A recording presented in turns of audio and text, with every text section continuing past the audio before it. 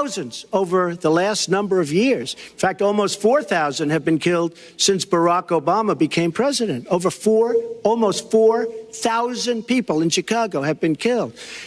We have to bring back law and order. Now, whether or not in a place like Chicago you do stop and frisk, which worked very well, Mayor Giuliani is here, it worked very well in New York. It brought the crime rate way down. But you take the gun away from criminals that shouldn't be having it. We have gangs roaming the street, and in many cases, they're illegally here, illegal immigrants, and they have guns, and they shoot people. And we have to be very strong, and we have to be very vigilant. We have to know what we're doing.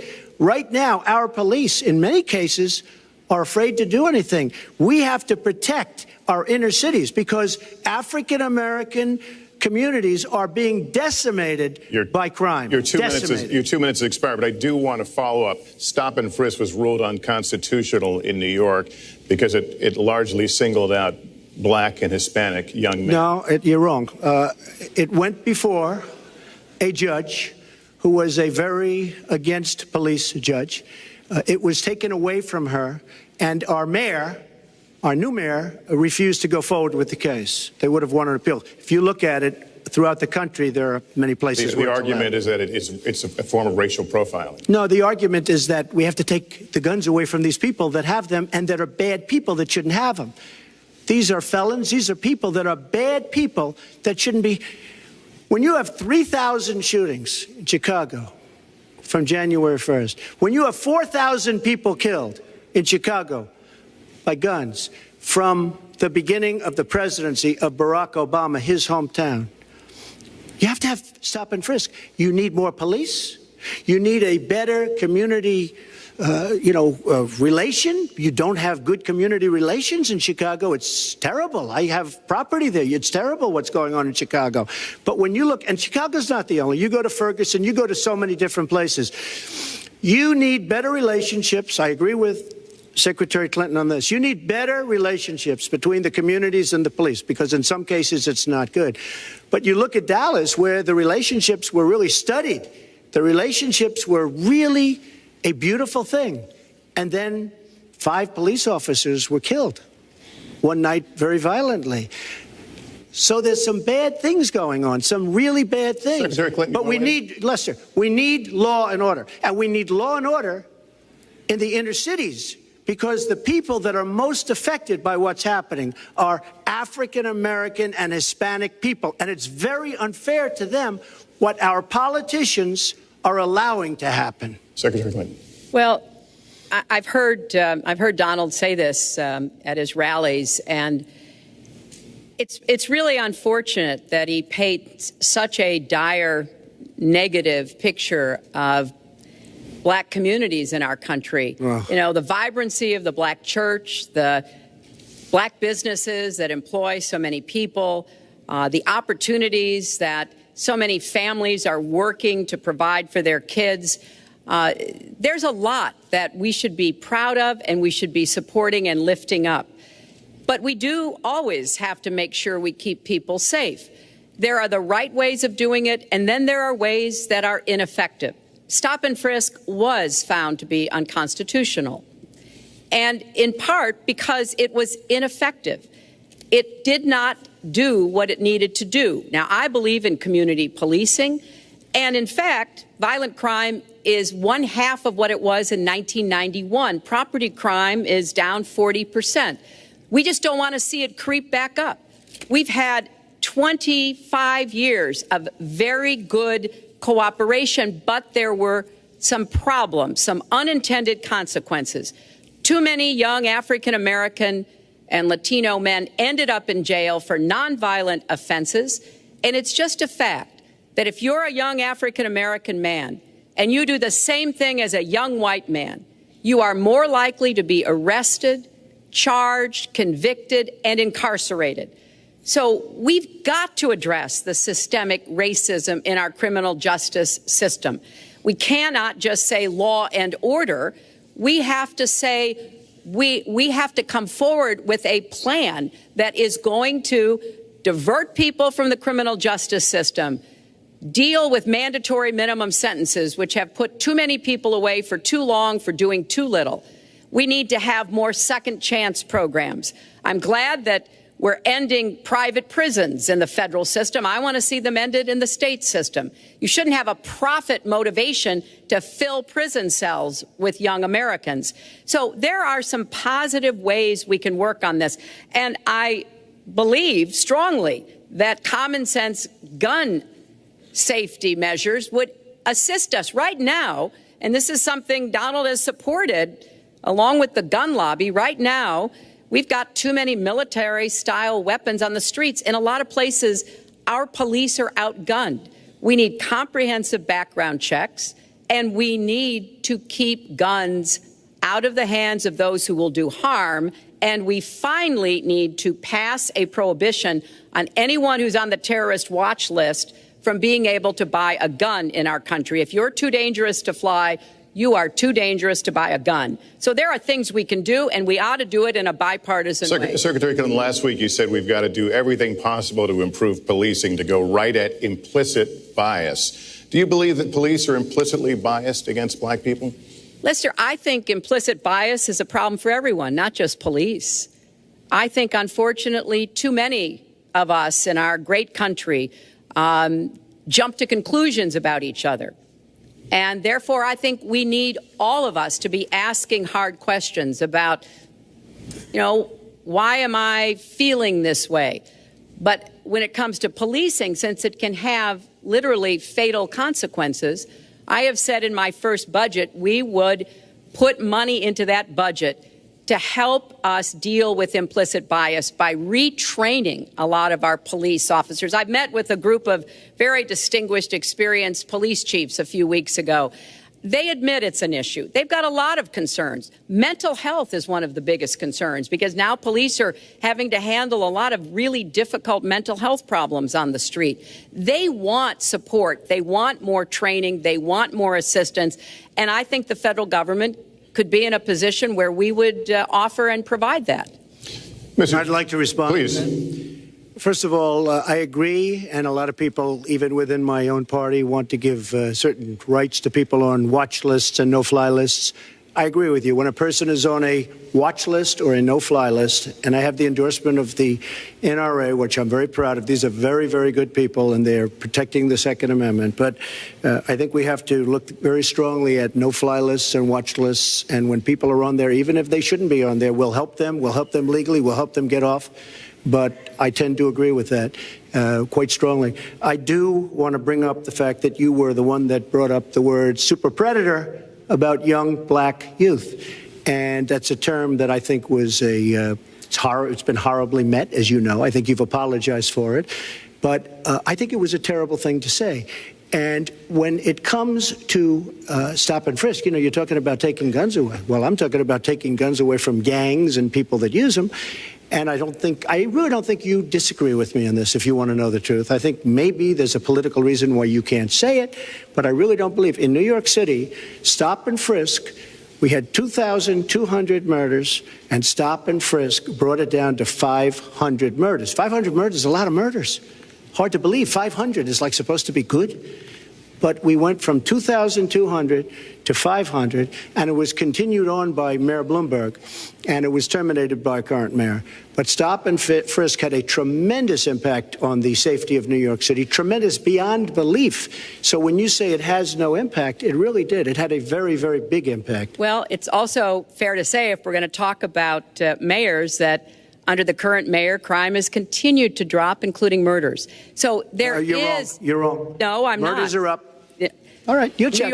New York has done an excellent job, and I give credit. I give credit across the board, going back to mayors, to police chiefs, because it has worked, and other communities need to come together to do what will work as well. Look, one murder is too many, but it is important that we learn about what has been effective and not go to things that sound good that really did not have the kind of impact that we would want. Who disagrees with keeping neighborhoods safe? But let's also add, no one should disagree about respecting the rights of young men who live in those neighborhoods. And so we need to do a better job of working again with the communities, faith communities, business communities, as well as the police to try to deal with this problem. This conversation is about race. And so, Mr. Trump, I have to ask you. But I'd like to just respond, if I might. Please, 20 seconds. I'd just like to respond. Please respond, then I've got to follow up. Look, the African-American community has been let down by our politicians. They talk good around election time, like right now. And after the election, they said, see you later, I'll see you in 4 years. The African-American community, look, the community within the inner cities has been so badly treated. They've been abused and used in order to get votes by Democrat politicians, because that's what it is. They've controlled these communities for up to 100 years. Mr. Trump, let me... Unbroken. And I will tell you, you look at the inner cities, and I just left Detroit, and I just left Philadelphia, and I just, you know, you've seen me. I've been all over the place. You decided to stay home, and that's okay. But I will tell you, I've been all over, and I've met some of the greatest people I'll ever meet within these communities, and they are very, very upset with what their politicians have told them and what their politicians have done. Mr. Trump, I think Donald just criticized me for preparing for this debate. And yes, I did. And you know what else I prepared for? I prepared to be president. And I think that's a good thing. Mr. Trump, for 5 years, you perpetuated a false claim that the nation's first black president was not a natural-born citizen. You questioned his legitimacy. In the last couple of weeks, you acknowledged what most Americans have accepted for years. The president was born in the United States. Can you tell us what took you so long? I'll tell you just very simple to say. Sidney Blumenthal works for the campaign and very close friend of Secretary Clinton. And her campaign manager, Patty Doyle, went to, during the campaign, her campaign against President Obama, fought very hard. And you can go look it up and you can check it out. And if you look at CNN this past week, Patty Solis Doyle was on Wolf Blitzer saying that this happened. Blumenthal sent McClatchy, highly respected reporter at McClatchy, to Kenya to find out about it. They were pressing it very hard. She failed to get the birth certificate. When I got involved, I didn't fail. I got him to give the birth certificate. So I'm satisfied with it, and I'll tell you why I'm satisfied with it. That was because I want to get on to defeating ISIS, because I want to get on to creating jobs, because I want to get on to having a strong border, because I want to get on to things that are very important to me and that are very important to the country. I'll let you respond. That's important, but I just want to get the answer here. The birth certificate was produced in 2011. You continued to tell the story and question the president's legitimacy in 2012, 13, 14, 15, as recently as January. So the question is, what changed your mind? Well, nobody was pressing it. Nobody was caring much about it. I figured you'd ask the question tonight, of course, but nobody was caring much about it. But I was the one that got him to produce the birth certificate, and I think I did a good job. Secretary Clinton also fought it. I mean, you know, now everybody in mainstream is going to say, oh, that's not true. Look, it's true. Sidney Blumenthal sent a reporter. You just have to take a look at CNN last week, the interview with your former campaign manager, and she was involved. But just like she can't bring back jobs, she can't produce. I'm sorry, I'm just going to follow up, and I will let you respond to that because there's a lot there. But we're talking about racial healing in this segment. What do you say to Americans? Well, it was very, I say nothing. I say nothing because I was able to get him to produce it. He should have produced it a long time before. I say nothing. But let me just tell you, when you talk about healing, I think that I've developed very, very good relationships over the last little while with the African-American community. I think you can see that. And I feel that they really wanted me to come to that conclusion, and I think I did a great job and a great service, not only for the country, but even for the president, in getting him to produce his birth certificate. Secretary Clinton. Well, just listen to what you heard. And clearly, as Donald just admitted, he knew he was going to stand on this debate stage, and Lester Holt was going to be asking us questions, so he tried to put the whole racist birther lie to bed. But it can't be dismissed that easily. He has really started his political activity based on this racist lie that our first black president was not an American citizen. There was absolutely no evidence for it, but he persisted. He persisted year after year because some of his supporters, people that he was trying to bring into his fold, apparently believed it or wanted to believe it. But remember, Donald started his career back in 1973 being sued by the Justice Department for racial discrimination because he would not rent apartments in one of his developments to African Americans, and he made sure that the people who worked for him understood that was the policy. He actually was sued twice by the Justice Department. So he has a long record of engaging in racist behavior. And the birther lie was a very hurtful one. You know, Barack Obama is a man of great dignity, and I could tell how much it bothered him and annoyed him that this was being touted and used against him. But I like to remember what Michelle Obama said in her amazing speech at our Democratic National Convention. When they go low, we go high. And Barack Obama went high, despite Donald Trump's best efforts to bring him down. Mr. Trump, you can respond, then we're going to move on to the next segment. I would love to respond. First of all, I got to watch, in preparing for this, some of your debates against Barack Obama. You treated him with terrible disrespect. And I watched the way you talk now about how lovely everything is and how wonderful you are. It doesn't work that way. You were after him. You were trying to. You even sent out, or your campaign sent out, pictures of him in a certain garb, very famous pictures. I don't think you can deny that. But just last week, your campaign manager said it was true. So when you try to act holier than thou, it really doesn't work. It really doesn't. Now, as far as the lawsuit, yes, when I was very young, I went into my father's company, had a real estate company in Brooklyn and Queens, and we, along with many, many other companies throughout the country, it was a federal lawsuit, were sued. We settled the suit with no admission of guilt.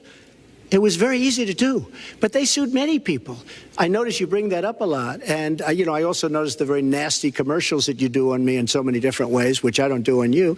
Maybe I'm trying to save the money, but frankly, I look at that and I say, isn't that amazing? Because I settled that lawsuit with no admission of guilt, but that was a lawsuit brought against many real estate firms, and it's just one of those things. I'll go on one step further. In Palm Beach, Florida, tough community, a brilliant community, a wealthy community, probably the wealthiest community there is in the world. I opened a club and really got great credit for it. No discrimination against African Americans, against Muslims, against anybody. And it's a tremendously successful club, and I'm so glad I did it. And I have been given great credit for what I did, and I'm very, very proud of it. And that's the way I feel. That is the true way I feel. Our next segment is called Securing America. We want to start with a 21st century war happening every day in this country. Our institutions are under cyber attack, and our secrets are being stolen. So my question is, who's behind it, and how do we fight it? Secretary Clinton, this answer goes to you. Well, I think cybersecurity, cyber warfare will be one of the biggest challenges facing the next president, because clearly we're facing at this point two different kinds of adversaries. There are the independent hacking groups that do it mostly for commercial reasons, to try to steal information that they then can use to make money. But increasingly, we are seeing cyber attacks coming from states, organs of states. The most recent and troubling of these has been Russia. There's no doubt now that Russia has used cyber attacks against all kinds of organizations in our country, and I am deeply concerned about this. I know Donald's very praiseworthy of Vladimir Putin, but Putin is playing a really tough, long game here. And one of the things he's done is to let loose cyber attackers to hack into government files, to hack into personal files, hack into the Democratic National Committee. And we recently have learned that, that this is one of their preferred methods of trying to wreak havoc and collect information.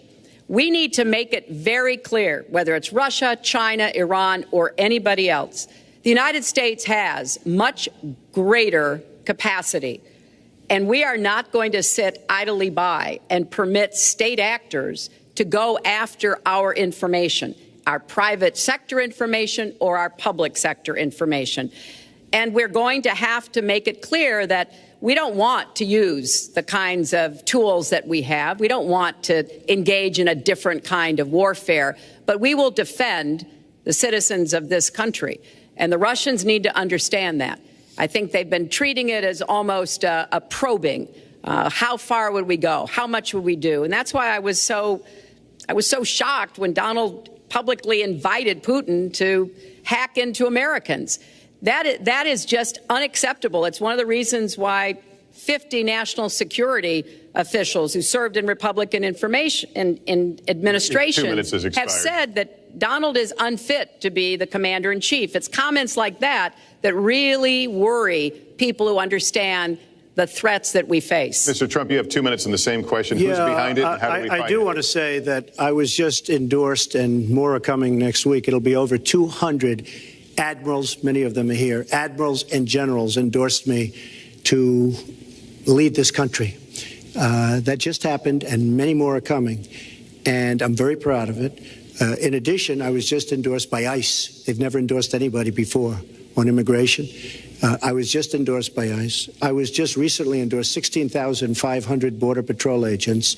So when Secretary Clinton talks about this, I mean, I'll take the admirals and I'll take the generals any day over the political hacks that I see that have led our country so brilliantly over the last 10 years with their knowledge, okay?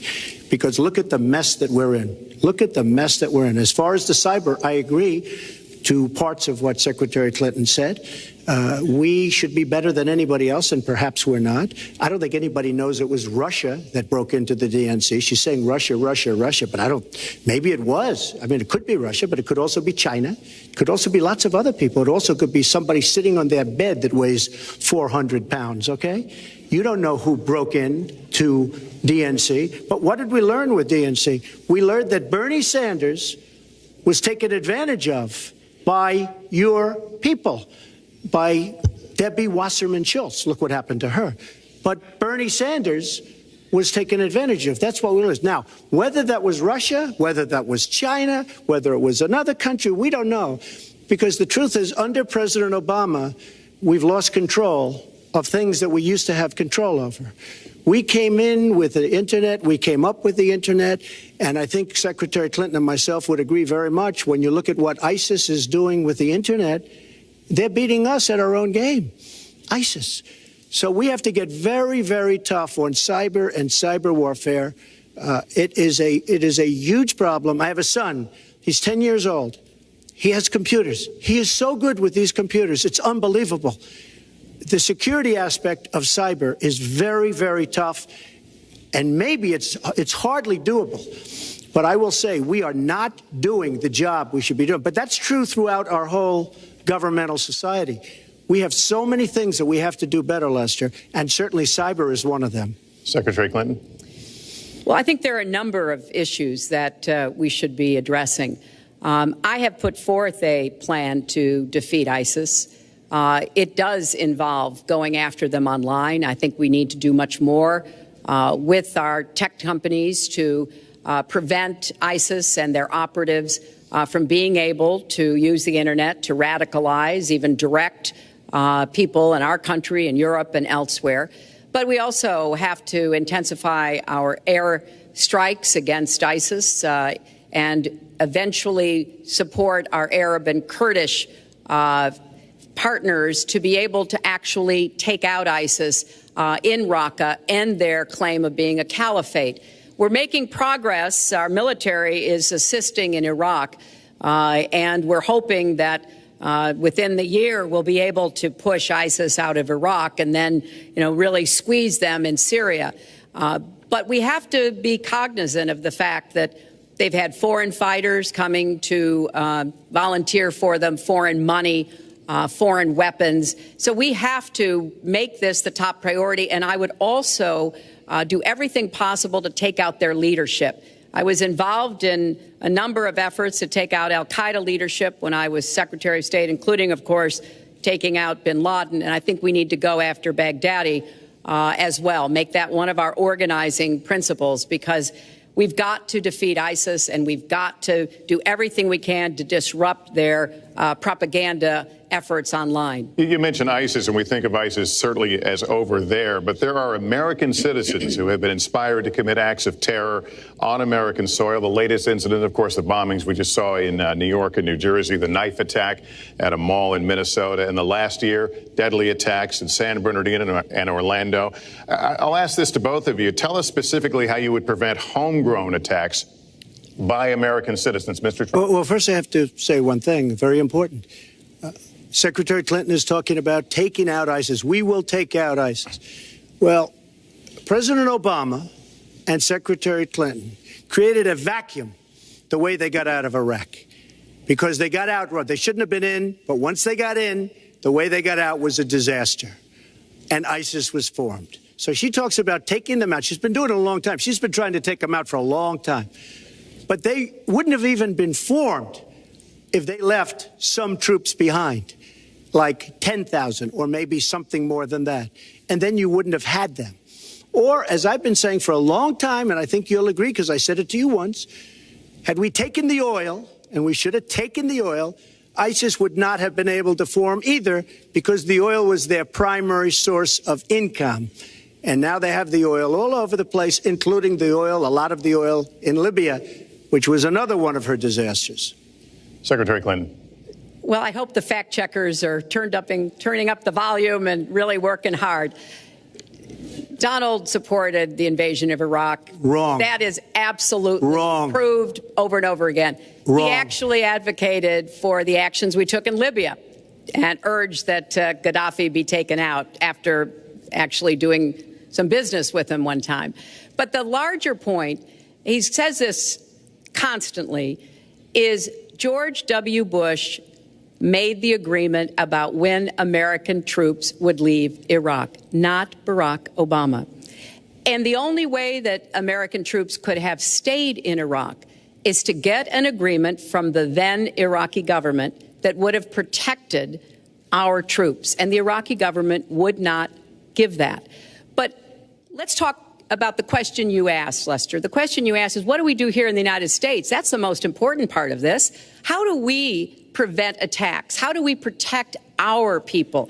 And I think we've got to have an intelligence surge where we are looking for every scrap of information.